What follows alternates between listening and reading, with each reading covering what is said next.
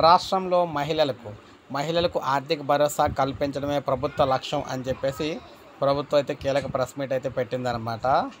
పేద మహిళలకు ఆర్థిక భరోసా కల్పించి వారి జీవితాల్లో వెలుగులు నింపేందుకు రాష్ట్ర ప్రభుత్వం కృషి చేస్తుందని రాష్ట్ర పురపాలిక పట్టణాభివృద్ధి శాఖ ముఖ్య కార్యదర్శి సురేష్ కుమార్ అయితే అన్నారు. విజయవాడలోని పంజాబ్ సెంటర్లో తొలిసారిగా ఏర్పాటు చేసిన తృప్తి క్యాంటీన్ను ఆయన ప్రారంభించారు. ఈ సందర్భంగా మాట్లాడుతూ నెల్లూరులో ప్రారంభించిన తృప్తి క్యాంటీన్ విజయవంతం కావడంతో విజయవాడలో తొలిసారిగా ఏర్పాటు చేశామన్నారు. రాష్ట్రంలో 750 క్యాంటీన్లు ఏర్పాటు చేయాలనేది లక్ష్యంగా పెట్టుకున్నట్లు పేర్కొన్నారు. మెప్మా సహకారంతో బ్యాంకుల నుండి రుణాలు తీసుకుని స్వయం సహాయక మహిళలతో వీటిని ఏర్పాటైతే చేస్తున్నామని తెలియజేశారు.